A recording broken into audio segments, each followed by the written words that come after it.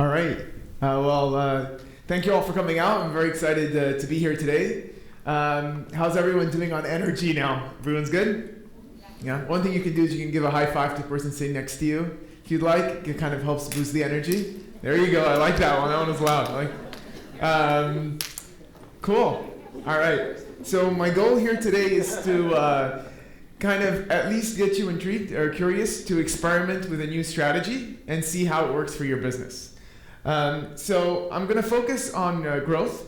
And usually when I say I'm going to talk about growth, people ask me, are you going to talk about traffic or conversion? All right. This is the traditional way to think about it, and I think it's incomplete. Today, the way to think about growth is to look at traffic, conversion, and success. And this traffic, conversion, and success flow is not really linear. The correct way to think about it is like a flywheel. So the attract part is the traffic, engage part is the conversion, and the delight part is success. And what happens if you have a really good job, if you do a good job on conversion and a good job with success, that's going to drive traffic because people are going to talk about it. And the way you think about funnels changes when you look at the whole customer experience. And so this is kind of called the flywheel. HubSpot. This is kind of what HubSpot talks about a lot as well. And I want to focus mainly on engage and delight, just because we're all very familiar with the attract side of the equation. So starting with conversion. So usually when you guys think of conversion, you think about landing pages, ebooks, videos. That's kind of the way we think about content today. But the problem is, if I write a blog post, everyone sees the same blog post. So while I should write a blog post, while that is helpful, it's no longer sufficient. And so isn't it a better experience if I can personalize the content based on the specific person that lands on a page? So if someone comes and says, hey, I want to build a mobile app, if I write one blog post on everything possible on mobile apps, first of all, that's impossible because there's such a broad range of mobile apps. But second of all, it's going to be very long, even if I'm trying to cover many use cases. But if I can personalize the piece of content for marketplace apps, social networks, for different types of SaaS software, mobile apps, analytics apps, then I'm able to personalize it and give more relevant information to the user. On the success side, the main limitations that people have is most people think, oh, success is not really a part of marketing. We just have support, and they deal with questions post-purchase. Some people will do email before renewal. And then if you do an NPS score, a Net Promoter Score, it's kind of just as a question, but it's not really used as a core metric. And so success usually kind of stops there.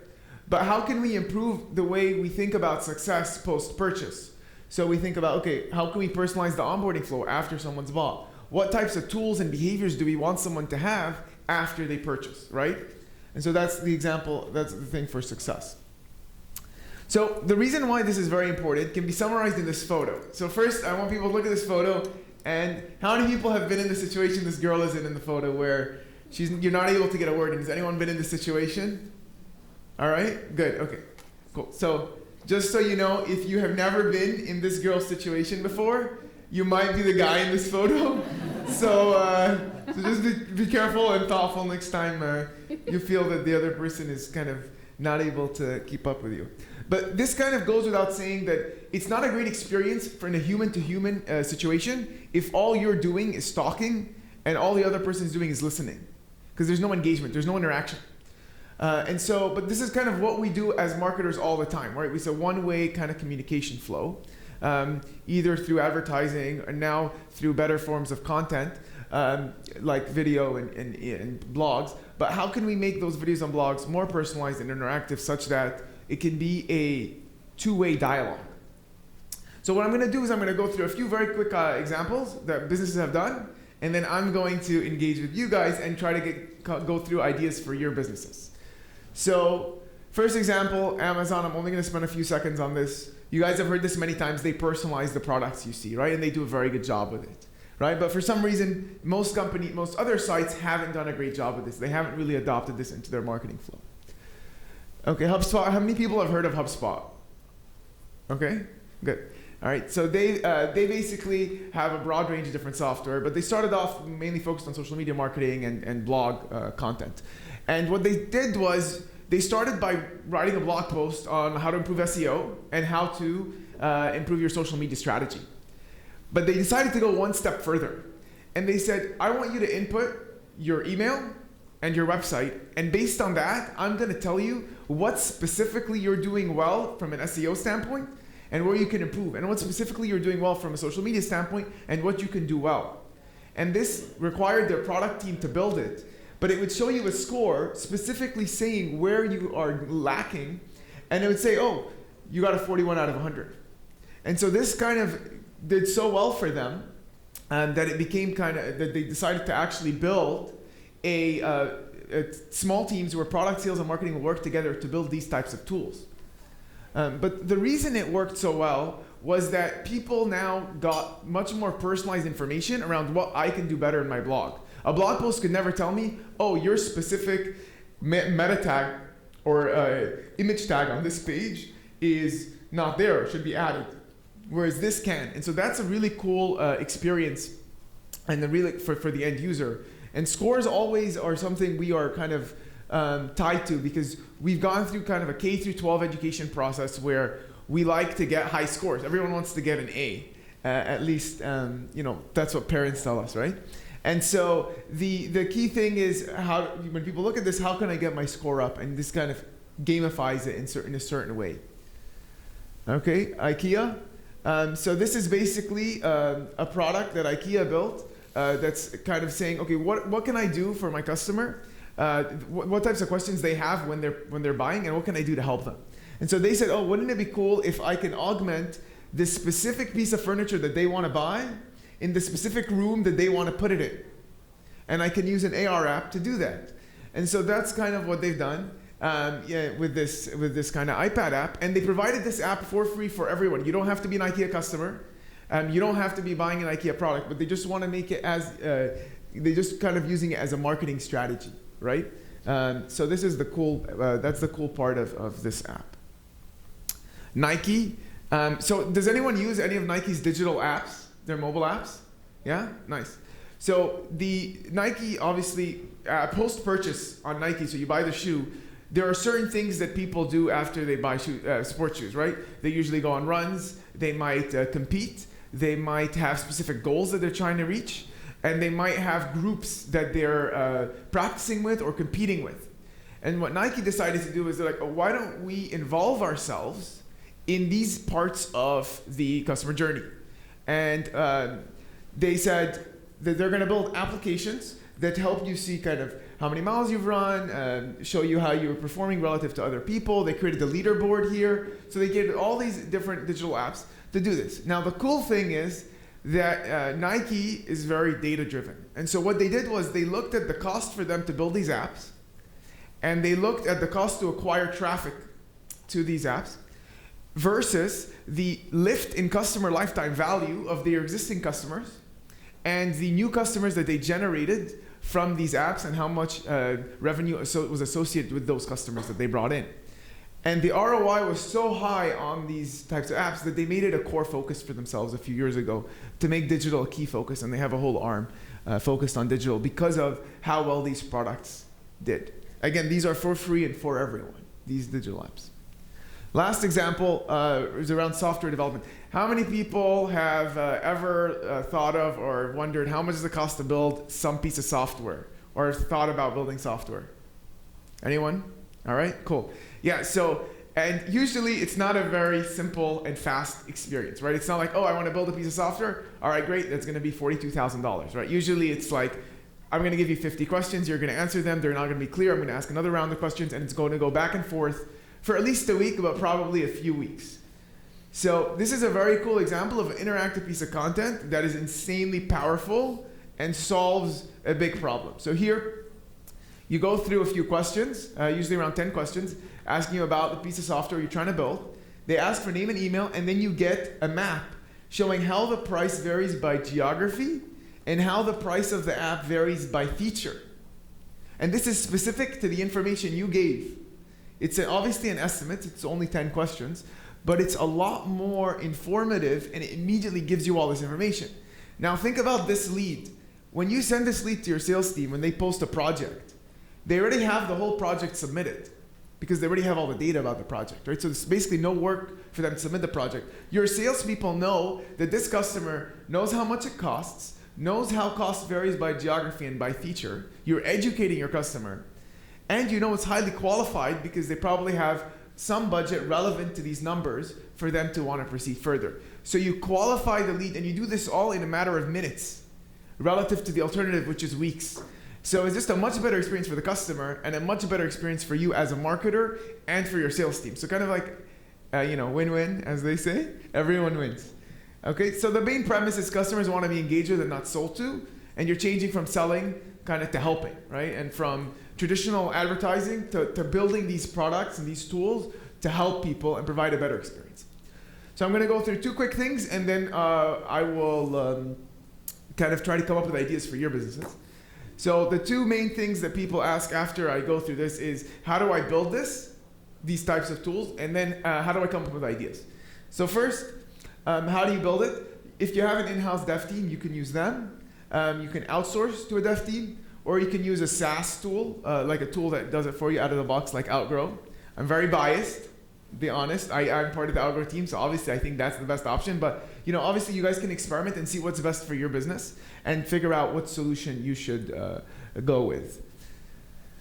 Okay, now ideas. So the first part of ideas is, what are the questions your sales and support team have? So you already have a gold mine of questions from your sales team. So go through all the questions your sales team gets, and which answers does your sales team reply with? It depends, right? Or it's not an easy, quick answer. Those are the types of things that are perfect for an interactive piece of content, right? If you have one product and one plan, obviously you don't need the interactive tool telling them how much is it going to cost to use my product, because everyone pays $50 a month. But if you have a much more complex set of products, then that would be an example of a question where your salesperson has to say it depends. So you'd build something. Customer support and success. What are the types of questions people are asking, right? And how can I promote certain behaviors that I want people to have? For example, if you have a piece of software where you want people to, like Uber, right? Which ties into the second point, which is analyze the behavior of most successful customers. Uber wants their drivers to give you some water, to have a charger, to maybe have some snacks. So what the Uber did was they built these badges, which you can give people. After the ride, you can say that this person has great hospitality, he gave me water, things like this.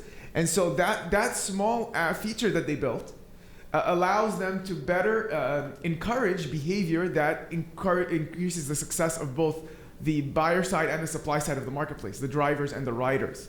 And so these are types of things that will help you prove the light part of the flywheel that I spoke about earlier. What are the topics that are most shared or searched in your industry? So has anyone heard of BuzzSumo? No? So BuzzSumo is a site, a couple of you, okay, good. So BuzzSumo is a site where you can see what's being shared. And so you can filter out by your industry and see, okay, what are people already sharing in my industry? And how can I create content around that? And what's most searched in your industry? So you'll see, if you just Google's, when you go through Google Trends or Google Keyword Planner, you'll see a lot of people search for, should I refinance my mortgage? How much should I be paying on my mortgage? The monthly payment on, if I get a solar panel, what is my payback period? What is the ROI of this? So all these types of questions, you can kind of create content to help align yourself with what people are already searching for and what people are already sharing. And then what topics are controversial or event-based?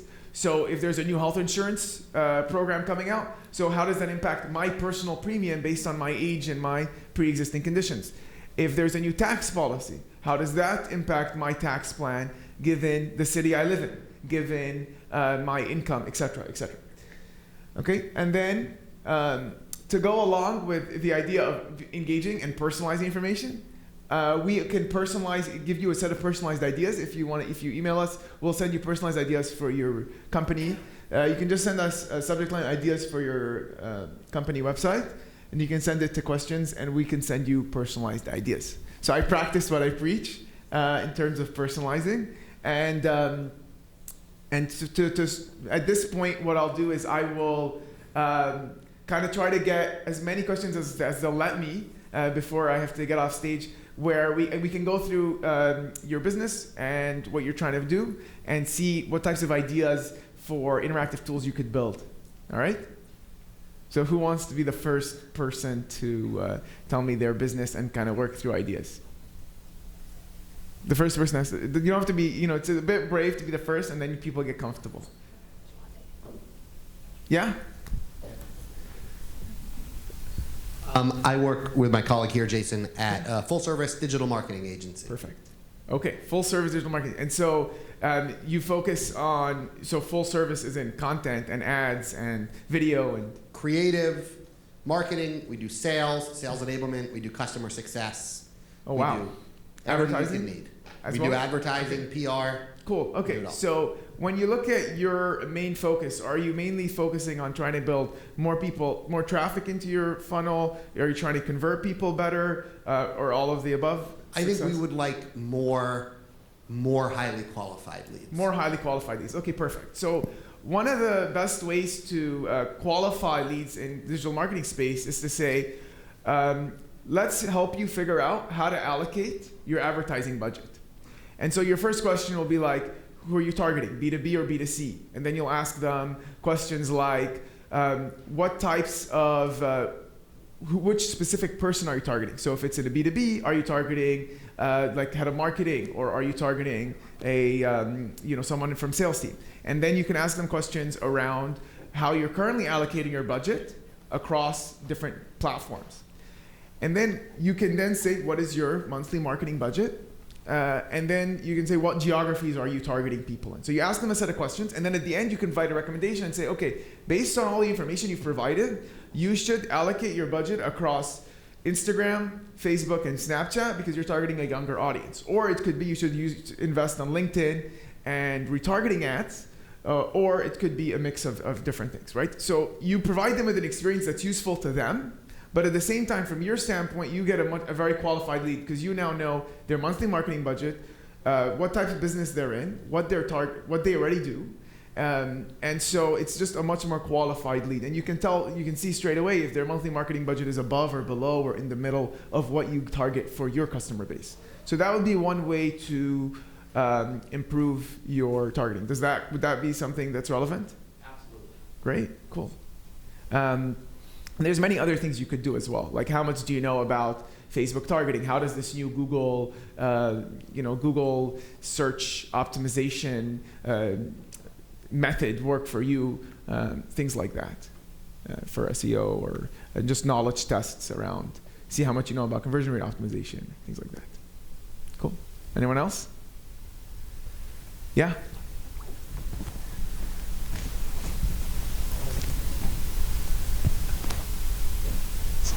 Okay, so rather than talk about the industry, more or less, I'm interested in finding out more about my customers, but the customers that I'm dealing with, they're the semiconductor manufacturing industry. Okay. If I type this into LinkedIn, there's probably only about 50,000 people. How do I get data on people who don't provide a lot of information on social media or don't really deal with it? I'm talking about an age range of maybe about early 50s, key decision makers who might be retiring soon. Yeah. So you're targeting the semiconductor you sell software or products to semiconductor manufacturers? I'm selling the actual equipment that they make. Oh, okay. So you are the semiconductor manufacturer.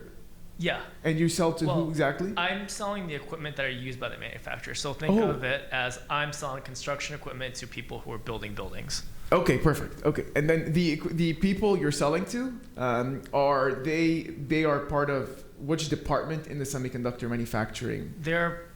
They'll be the procurement. They'll be the people who are in charge of the facilities. They'll be the people who are engineering the devices. They'll be the business management. Okay, cool. Last question. Okay. In terms of the value proposition that you provide when they're evaluating your product versus other products to use for the construction process, what would be kind of a value proposition that you would guide them, kind of explain to them, this is kind of the key value that we have over other potential options? Our differentiator would be that our products can speed up your productivity and speed up your ability to produce more stuff. Okay, cool, great. So a couple of things here that I'll kind of mention that are relevant. So first is trying to create a kind of a piece of content that says, that asks them a few questions about their current manufacturing process and the equipment they currently use. And then I would tell them how much speed or kind of productivity optimization or improvement they would get by using your equipment. So that would be the experience I would build to start with. And then in terms of where to put that piece of content, so I would start with Google search is probably a good one for the population that you're talking about, because nearly everyone uses Google search. So that would be one good angle to do, and you can figure out the keywords based on what they search for.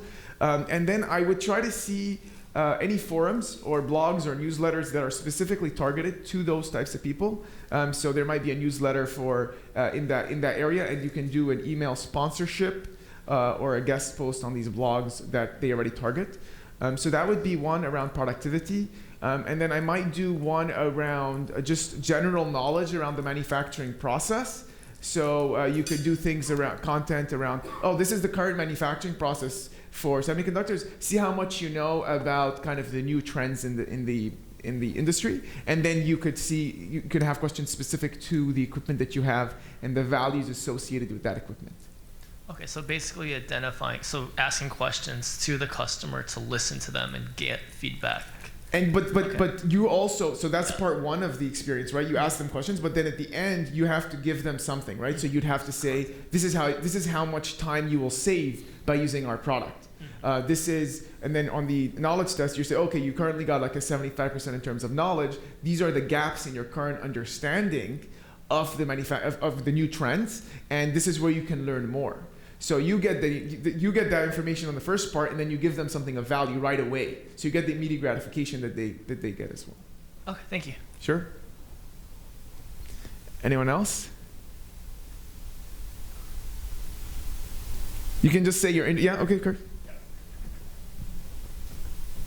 So our company right now is just trying to break in. We're just starting a digital marketing department at our agency, and we're really trying to look for companies that are kind of in that same position where they're just trying to start breaking into digital marketing. And I think just try and find ways to kind of find companies like that. Okay, so you're an agency? That's correct. And you're trying to help companies that are traditionally offline in terms of the way they market who are trying to move into online.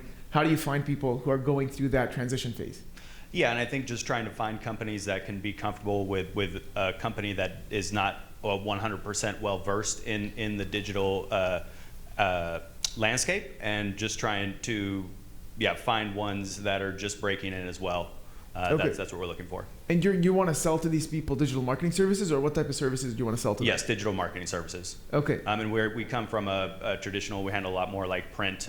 We also have a manufacturing side where we do in-store manufacturing things as well. So we kind of do some other things, but we're starting in digital now. And then last question, the people you're selling to, are they traditionally is it offline commerce who are trying to do e-commerce, or is it like, what are the types of businesses? That's correct, yeah. So right now, the major part of our digital work right now is working on a lot of Amazon stuff, but we're certainly trying to expand into other areas. So yes, trying to get companies that currently do not have an e-commerce portion of their business model. Cool, yeah, okay.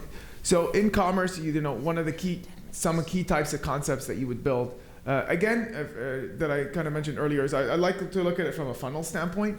So if the people you're trying to target, at the top of the funnel, they might be just thinking about, should I go online? Should I experiment with online? They might have always been doing offline ads, and they have that question. So you could build a piece of content saying, does it make sense for your business to experiment with online advertising? And some people will say, they'll come in, you'll go through the experience, and they'll say, I'm targeting people in their, over 65 for retirements because I have some sort of product for nursing homes.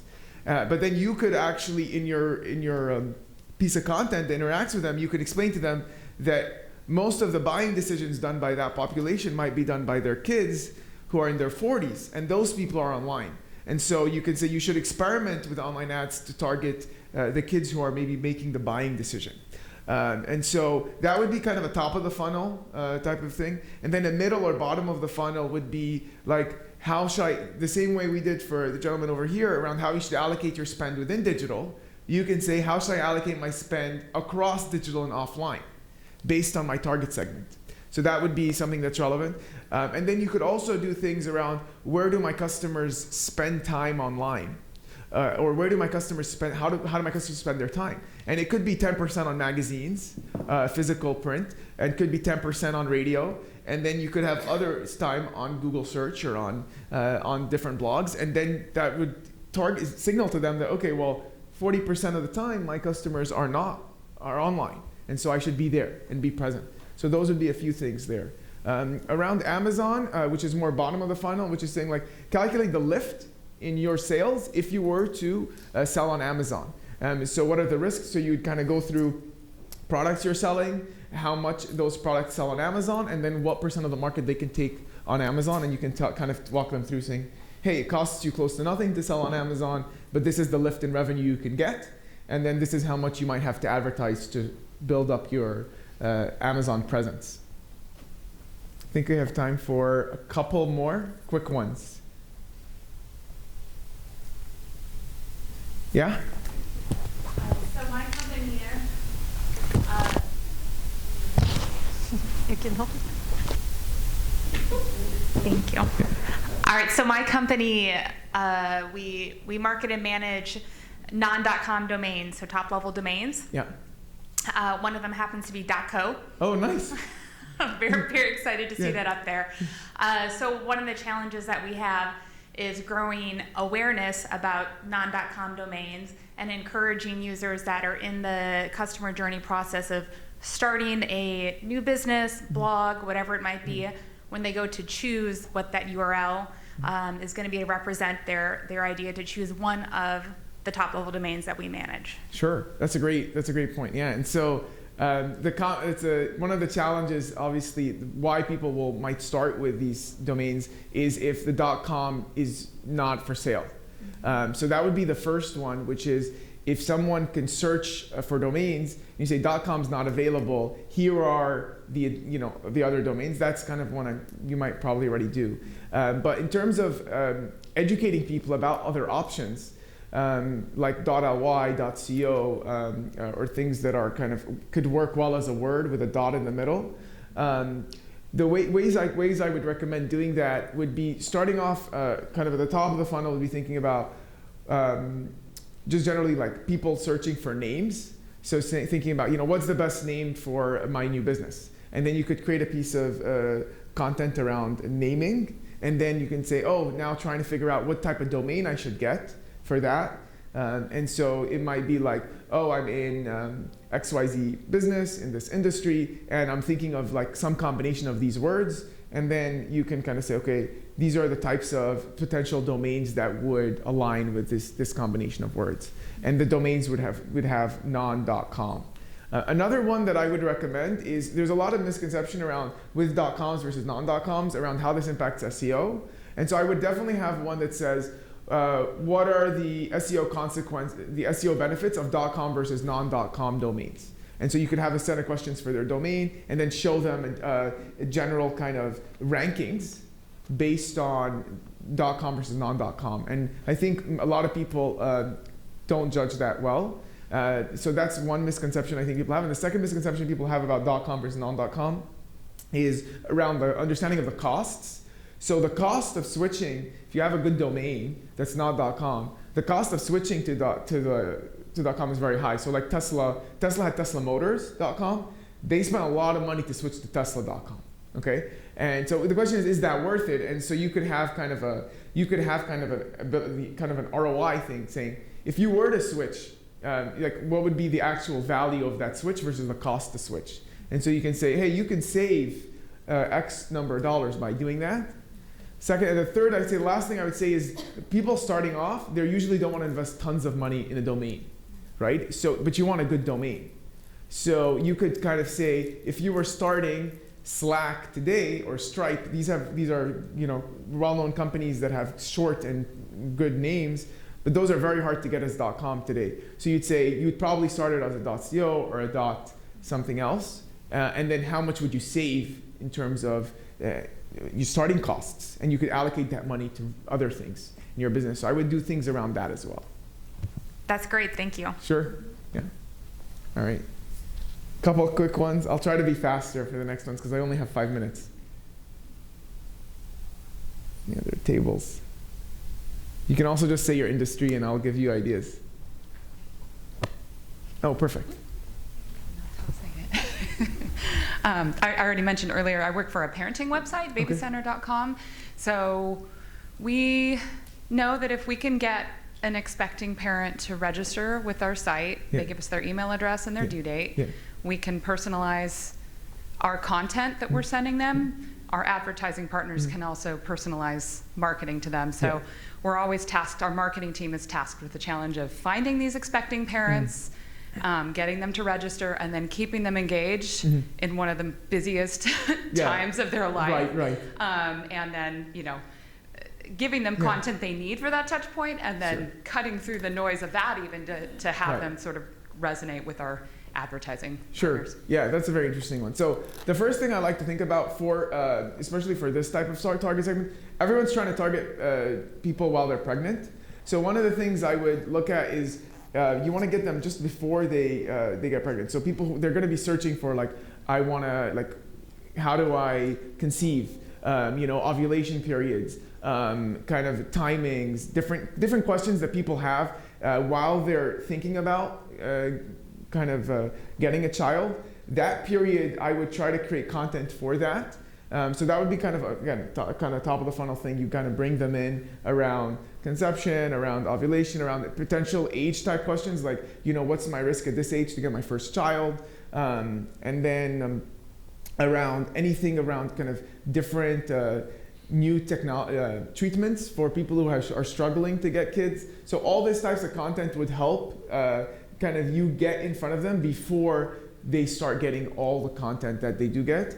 And then on keywords, for Google keywords, a lot of times when people get pregnant, they're asking questions around what should I eat? Can I drink, people ask, can I drink a wine? Some women like to drink wine, and so they're like, hey, can I drink some wine while I'm pregnant? Or if I do it once a week? Or they ask all these questions online. So you can say is it safe to drink wine once a week when you're pregnant? And then you can have content around that. Or, how should I change my diet? What type of supplements should I have now that I'm eating for 2 people? And so you can have content that women will have, especially first-time mothers, and have that, those types of, that type of kind of interactive content based on, for them there as well. And then the good thing about that is that during the point of you giving them the recommendations of what they should eat, you would ask them kind of, okay, are you pregnant? How many months do you have left? And you'd already get that data that you want. So you don't have to ask that separately. That would be part of the content that you're providing. So that would be the cool thing there. And then you can even have your advertising partners, you can have a different path for people so that once someone says that, they're 4 months in and XYZ, and then you have an advertising partner who wants to come in and say something, sell some baby toy or baby clothing, you can have kind of a custom path there. Where you sell an ad for a page in between a couple questions. So you can even do that. Do I have time for one more quick one? An industry or anything? No? Last call. Anyone? Quick one? All right. Okay, cool. So I think I'm basically out of time anyway. So thanks everyone for spending the time. You obviously can email if you weren't comfortable asking the question. You can email and we'll be happy to send you personalized ideas. I try to cover as much as possible, but I hope this was somewhat useful. All right, thank you.